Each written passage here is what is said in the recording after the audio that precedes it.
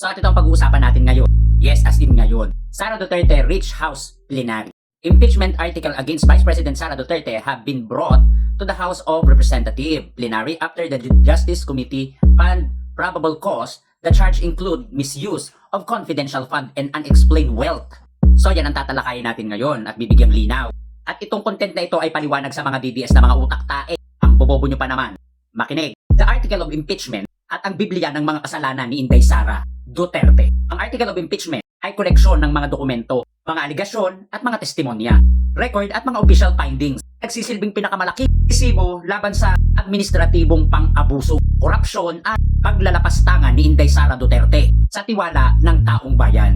Ito ang tale of impunity na isinulat ng iba't ibang kanyang kabanata ng pamumuno. At bawat pahina nito ay may malinaw na mga mensahe. Walang sino man ang mas mataas kaysa sa batas. Dahil pag sinabing batas, dapat sundin whether you like it or not. Batas nga eh.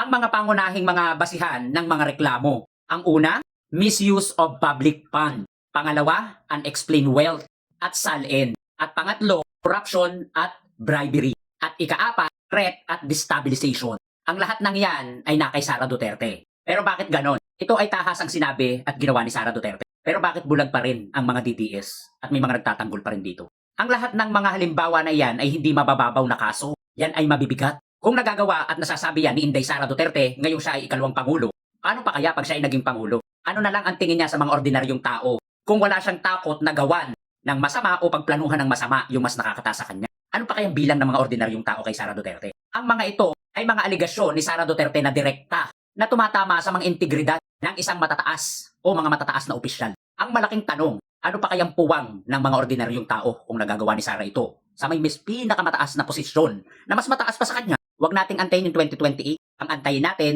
yung sagot at kalinawan sa mga hanggang ngayon ay nakabinbin na question kay Sara Duterte. Doon lang tayo sa totoo. Kayo mga DDS, kung kayo mga utak tae, i-push nyo yan.